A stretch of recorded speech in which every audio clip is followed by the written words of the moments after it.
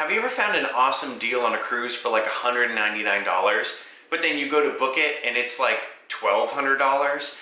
And then by the end of the cruise, you check your bill and it's like $2,000? How in the world does a $200 cruise become a $2,000 cruise? Well, that's because there's a lot of hidden costs. Today I'm going to talk about some of those hidden costs in your cruise and how you can fight back to make sure that you do not overspend on your next cruise. Coming up next.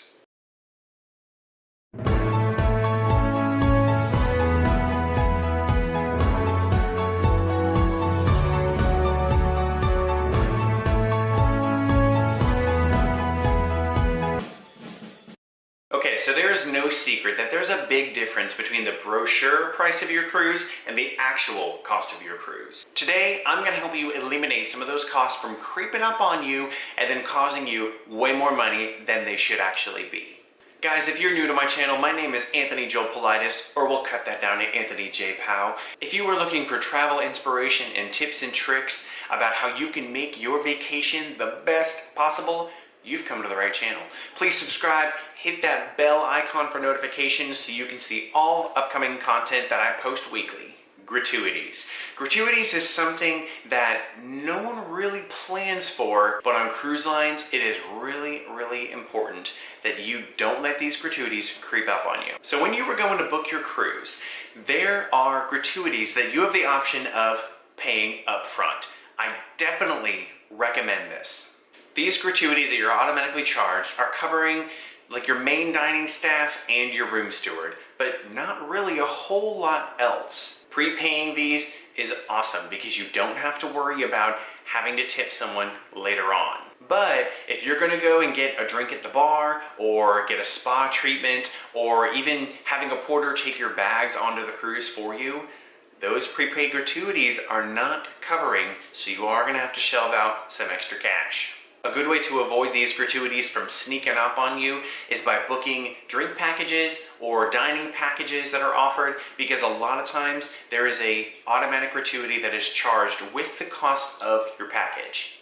And always keep in mind, $20 to you is almost $100 to them. So be generous and tip them what they truly deserve, usually around 18 to 20%. Another way to kick up your cruise and make it even more legendary is with a shore excursion. Shore excursions can be very expensive. But if you do them right, you can still have an awesome time and not spend a whole lot of money. Prices usually range between $35 to $300 depending on what you want to do, but the average cost is about $100 a person for an adult and about $75 for a kid. A really good way to save money is by booking through the independent company on the island rather than going through your cruise line. Now, this is a little bit of a gamble, and I don't recommend this if you are a first-time cruiser or if you have never been to the port before. Now, if you're going to a port that you've been to a bunch of times before, I'm looking at you, Nassau, then you could do something totally out of the ordinary and hire a local to drive you around the island and show you all of the cool spots. This can be kind of dangerous, so I only recommend this if you are traveling with a group and there's a lot of people.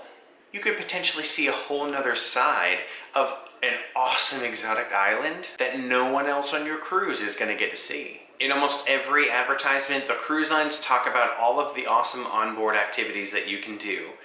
And a lot of people think that everything is included with the cost of your cruise. That's not always the case. There are a couple of little onboard experiences that you can do that are going to cost a little bit of extra money that you're probably not going to budget for. Almost every ship has a free gym, but you're going to have to pay if you want to take a fitness class. Going to an art auction or hanging out at the casino is going to cost you a little bit of extra money, so make sure you budget for it. Or if you want to go do a cool adult activity at night, you're probably going to have to pay to drop your kids off if it's past a certain time. Try and find offers that give you good onboard credit, because they can pay for little things that you might not have planned to do, but you see on the ship and you really want to do. One guilty pleasure that me and my wife absolutely love to do is go to a specialty dining restaurant. Don't get me wrong, the food in the main dining rooms and the buffets and some of the little places here and there can be absolutely amazing. But some of these specialty restaurants have it going on a whole nother level. Now some of them can be very, very fairly priced at around $15 to $50 a person. But some of your fancier ones might be around the $100 range or in like the low triple digits. One really good way to save is by going to a specialty dining restaurant on the very first day of your cruise, because they will usually give you a free bottle of wine. Me and my wife are really big wine drinkers, so we like to do this to get that free bottle. If you can find a really good deal on onboard credit offers or even book a dining package, this is another really good way to save. Also, be on the lookout for some of the restaurants that have a flat fee rather than menu prices. If you've got one that has a flat fee, then you could potentially have a lobster meal or a nice steak or filet and only pay a flat amount no matter what. That can be really beneficial and help you kind of budget that in ahead of time. One thing that you usually budget for is buying souvenirs, but a lot of people don't budget enough for what they actually want to buy. You are having an awesome time on your vacation and you're going to want something to remember it by. So having your picture taken or getting a video by one of the professionals on board is going to be really enticing, or even getting a small trinket to remember your trip.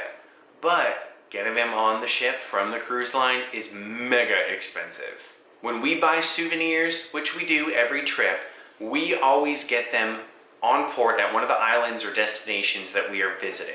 Not only is the actual cost cheaper, but usually the tax that you have to pay is cheaper than what it is back home here in America.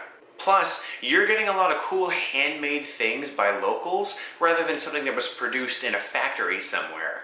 And not only are you helping out tremendously with the local economy, but you are helping someone put food on their table for their kids. Every single cruise that me and my wife have gone on, we have gone to the spa. We love to pick out just that one treatment where we can just pamper ourselves and fully and completely relax. And you're gonna want to do it too. But the spa can be really expensive, but worth every single penny.